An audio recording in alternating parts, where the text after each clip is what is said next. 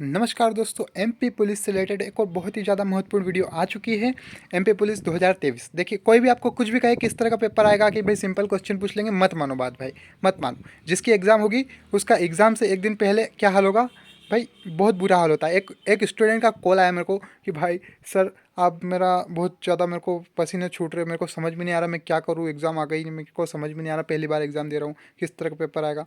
मैंने बोला कि मैंने इतने सारे समझाए हैं सेठ भाई, तुम कुछ तो करोगे, जाओ दोगे वहाँ पे तो पता चलेगा। तो भाई उसको पहुँचाया, तो भाई फिर जो वो बहुत अच्छे नंबर गेन करके आया भाई। फर्स्ट बार में अच्छे नंबर गेन किए उसने, कुछ भी 65 तक किए भाई, ठीक है भाई, पहली बार में अच्छा किया उसने। तो चलिए देखते हैं वीडियो को।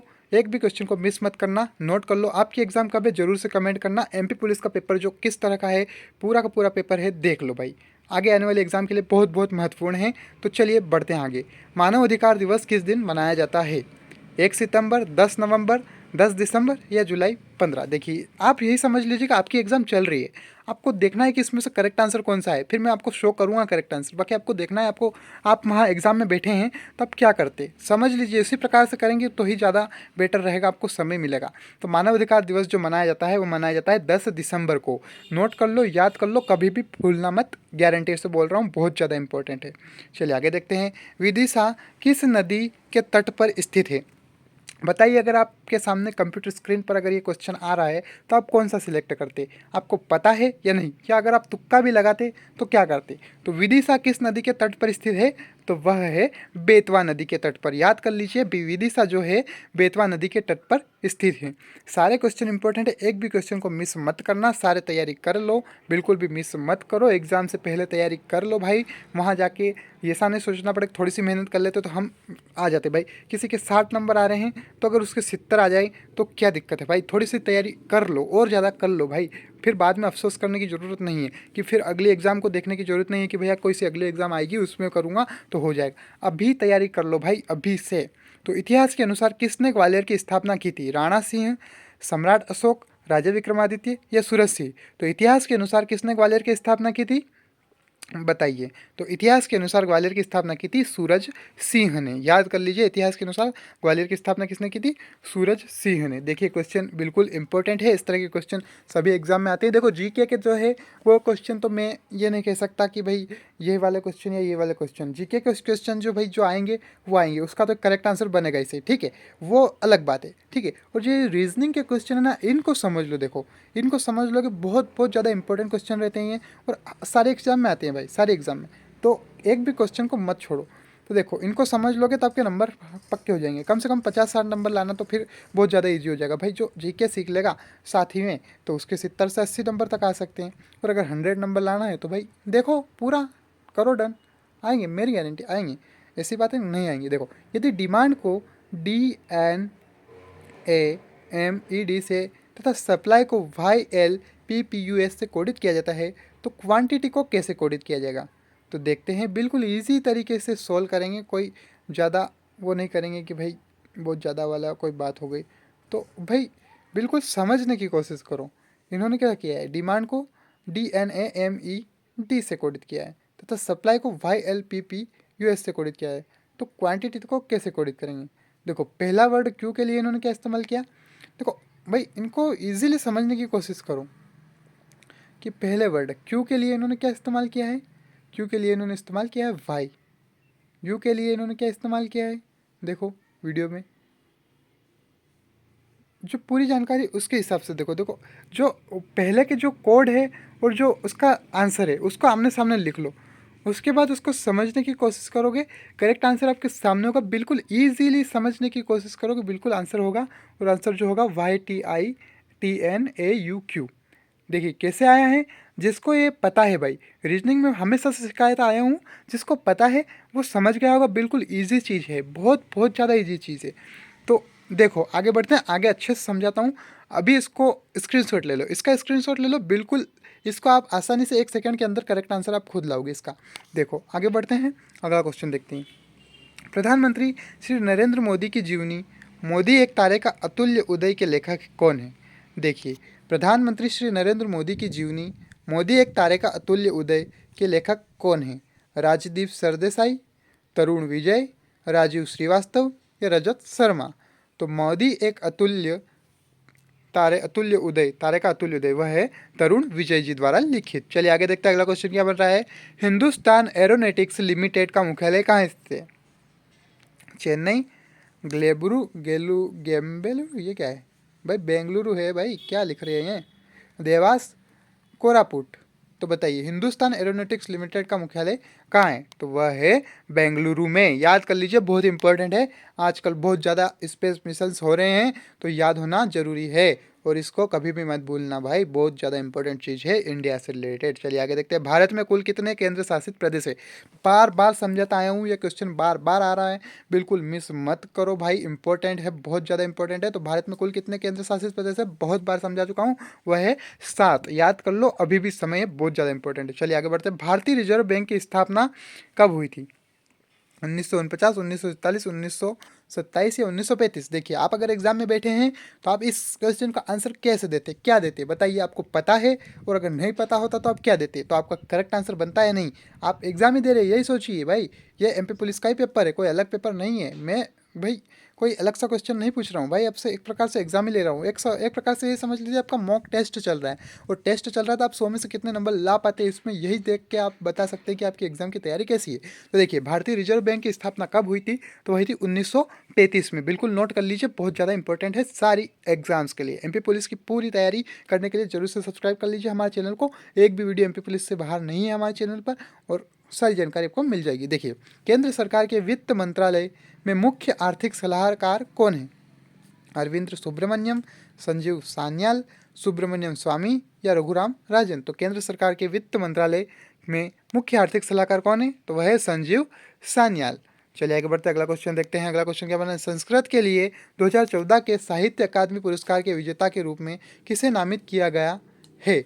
रामजी ठाकुर, मिथिला प्रसाद त्रिपाठी, प्रभुनाथ द्विवेदी, रामशंकर अवस्थी? तो संस्कृत के लिए 2014 में साहित्य अकादमी पुरस्कार विजेता के रूप में किसे नामित किया गया है? तो वह है प्रभुनाथ द्विवेदी। याद कर लीजिए, इस तरह के क्वेश्चन भी थोड़े डिफिकल्ट होते हैं, लेकिन जीके बहुत ज़्यादा इंपॉर्टेंट है। देखिए, सबसे ज़्यादा इंपॉर्टेंट जो आपके नंबर को कवर अप करेगा ना लास्टली में, तो वो जीके ही है। तो पढ़ना जरूरी है, किसी को क्वेश्चन को भी मिस ना करें। तो देखिए, किसने ओरछा के चतुर्भुज मंदिर का निर्माण करवाया था? देखिए, बहुत बार आ चुका है क्वेश्चन, बहुत ही ज़्यादा इंपॉर्टेंट है, बिल्कुल भी मिस ना करें। तो किसने ओरछा के चतुर्भुज मंदिर का निर्माण करवाया था? सतपुड़ा राजा, बुंदेला राजा राजपूत, या फिर राजा विक्रमादित्य या राजभोज? तो ओरछा के चतुर्भुज मंदिर का निर्माण किसने करवाया था? वह है बुंदेला राजपूत ने। चलिए आगे देखते हैं अगला क्वेश्चन क्या बन रहा है। अगला क्वेश्चन देखते हैं। विंध्याचल श्रेणी में ऊंची चोटी है? बेल चोटी, मिकाई श्रेणी, केसकेन श्रेणी, गुडविल चोटी? तो विंध्याचल श्रेणी में ऊंची चोटी है गुडविल चोटी, गुडविल चोटी। चलिए आगे देखते हैं। भारतीय सेना के प्रमुख कौन है? तो देखिए, वह है जनरल बिपिन रावत। देखिए, एक विषम याद करना है, ये भी क्वेश्चन हमेशा से आता है एग्जाम में। कल के एग्जाम में भी आया था इसी प्रकार का क्वेश्चन, थोड़े से चेंजेस थे, वो उसमें मशीनें वगैरह थी।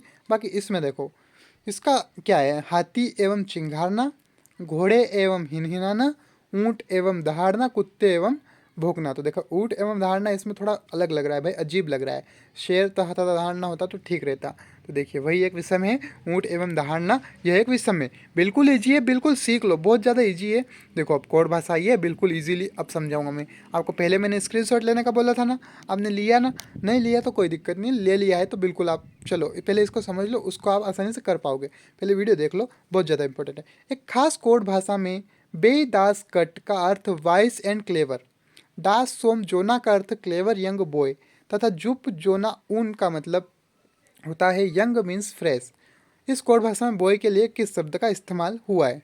तो क्या ठीक है, बिल्कुल इजीली समझेंगे, बिल्कुल इजीली, मैं बोल रहा हूँ बिल्कुल इजीली समझेंगे। ठीक है, कोड भाषा में क्या है? बे दास काट कर है वाइस एंड क्लेवर, दास सोम जोना का अर्थ क्या है? Clever young boy. ठीक है, बॉय का बॉय इसी में आया। ठीक है, सोम जोना दास। ठीक है, ठीक है, देखते हैं क्या है। Vice and clever, vice and clever में जो शब्द है वो क्या इसमें है? दोस्त सोम जोना में है। देखो, दास है इसमें, तो वो तो है ही नहीं सकता, फिर दास को छोड़ दो, और सोम और जोना बचे हैं अब बॉय के लिए। ठीक है, तो अब सोम को देखो, जोना देखो, जोना का जुब जोना का अर्थ है यंग मीन्स फ्रेश। तो देखो, यंग के लिए क्या शब्द आ गया?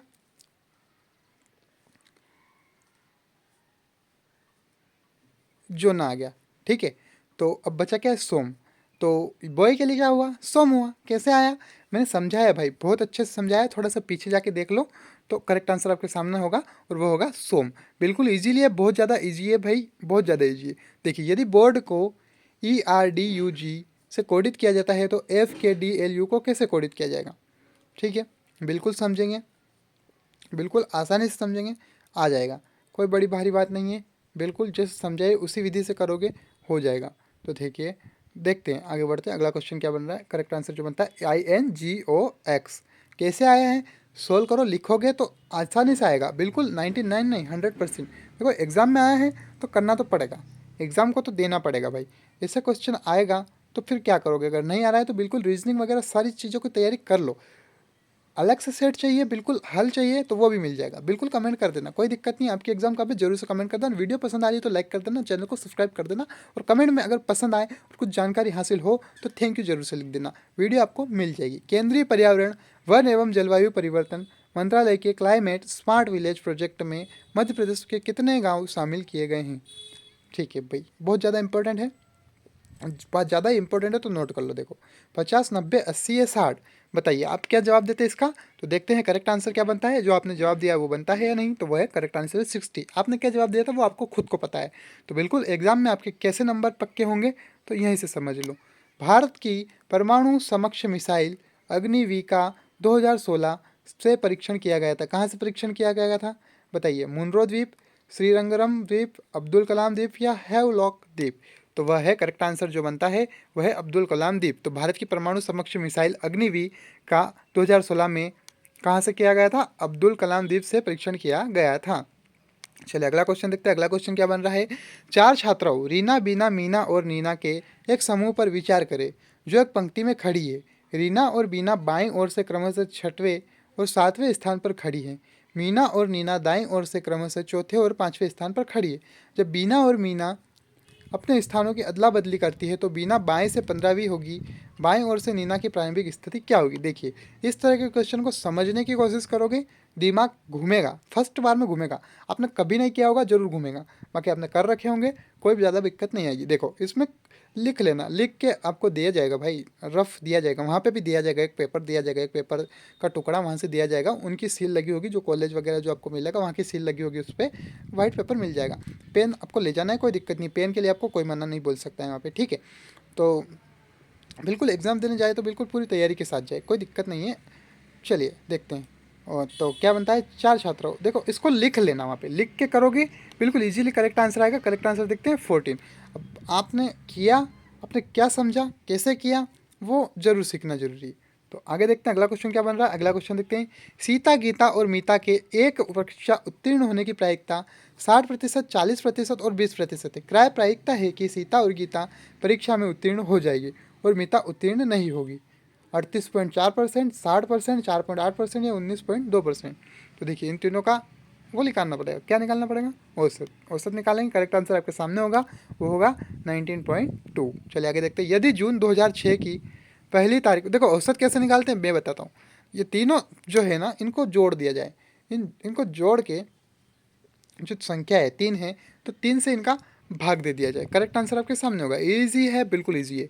चलिए अगला क्वेश्चन देखते हैं। यदि जून 2006 की पहली तारीख को मंगलवार है तो इस महीने में कितने रविवार होंगे? देखिए बिल्कुल ईजी है, समझना पड़ेगा। इस तरह का क्वेश्चन एक आएगा, बिल्कुल आएगा, मैं बोल रहा हूँ, गारंटी से बोल रहा हूँ। तो बिल्कुल सीख लेना, ये चीज़ भी बिल्कुल सीख लेना। यदि जून 2006 की पहली तारीख को मंगलवार है तो इस महीने में कितने रविवार होंगे? नहीं आता तो बिल्कुल कैलकुलेशन दिमाग में लगा लेना भाई, बिल्कुल बेसिक सी चीज़ है यार। तो कितने आएंगे? करेक्ट आंसर बनता है 4। ईजी है, बिल्कुल करोगे तो हो जाएगा। राष्ट्रीय प्रतीक पर निम्न में से कौन से शब्द अंकित है? देखिए राष्ट्रीय प्रतीक पर निम्न में से कौन से शब्द अंकित है? सत्यमेव जयते, वंदे मातरम, जनगण मन या भारत माता की जय? तो राष्ट्रीय प्रतीक में से निम्न में से कौन से शब्द अंकित है? सत्यमेव जयते, वंदे मातरम, जनगण मन, भारत माता की जय। तो करेक्ट आंसर बनता है सत्यमेव जयते। चलिए आगे देखते हैं अगला क्वेश्चन क्या बन रहा है। देखिए सारे क्वेश्चन है, एक भी क्वेश्चन अलग नहीं है, सारे एमपी पुलिस से रिलेटेड है। एमपी पुलिस की एग्जाम आप दोगे आपको पता चलेगा। तो लुप्त संख्या चुनकर श्रृंखला को पूरा कीजिए। 2, 8, 3, 27, 4। तो आगे क्या आ सकता है? बिल्कुल इजीली समझने की कोशिश करें, समझ कर आंसर देंगे, सोच समझ कर। करेक्ट आंसर बनता है 64। चलिए आगे देखते हैं अगला क्वेश्चन क्या बन रहा है। देखिए उसी प्रकार का क्वेश्चन है, लुप्त संख्या चुनकर श्रृंखला को पूरा करना है। बिल्कुल आप कितने पानी में हैं, कितने नहीं है, वो आपको पता चल जाएगा। तो देखते हैं करेक्ट आंसर इसका, आप सोचिए क्या हो सकता है, समझिए क्या हो सकता है।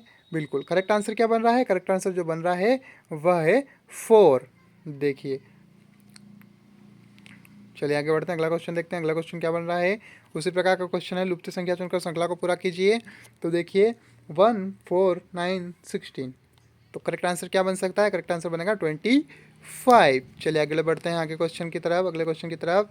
अगला क्वेश्चन क्या बन रहा है, देखिए इस तरह का क्वेश्चन आएगा, बिल्कुल आएगा, निष्कर्ष निकालना पड़ेगा, बिल्कुल निकालना पड़ेगा, बहुत ज़्यादा इंपॉर्टेंट है, बिल्कुल मिस मत करना, क्वेश्चन को करके आना भाई, बिल्कुल ज़्यादा बहुत ज़्यादा इंपॉर्टेंट है, तो बिल्कुल समझो। उस विकल्प का चयन जो कि दिए गए कथनों और निष्कर्षों के बारे से देखिए, कथन को पढ़ना, एग्जाम में बैठे हो तो भी पढ़ना, अभी भी देखो एग्जाम ही चल रही है, समझ के मान के चलोगे तो ज़्यादा अच्छा रहेगा, ठीक है। सभी कागज़ चादर हैं, सभी चादर पुस्तक है, सभी कागज़ चादर हैं, सभी चादर पुस्तक है।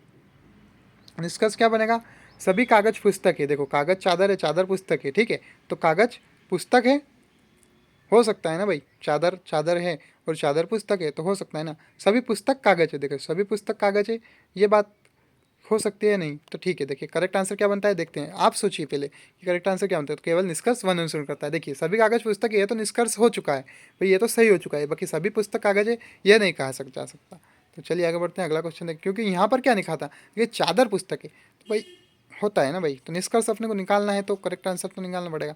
चलिए यहाँ तक का अभी रखते हैं, अगला सेट इससे आगे वाला पार्ट 2 देख लेना, बिल्कुल सेम ही दिखेगा, वीडियो चैनल पर जाके देख लेना, बिल्कुल वीडियो ज़्यादा बड़ी हो जाएगी, इसलिए सीख लीजिए बहुत, अगर अच्छा लगा है बिल्कुल आगे बढ़िए, सारे पार्ट देख लीजिए, एग्जाम की तैयारी पूरी करके जाइए। बिल्कुल thank you for watching, like कर देना, सब्सक्राइब कर देना।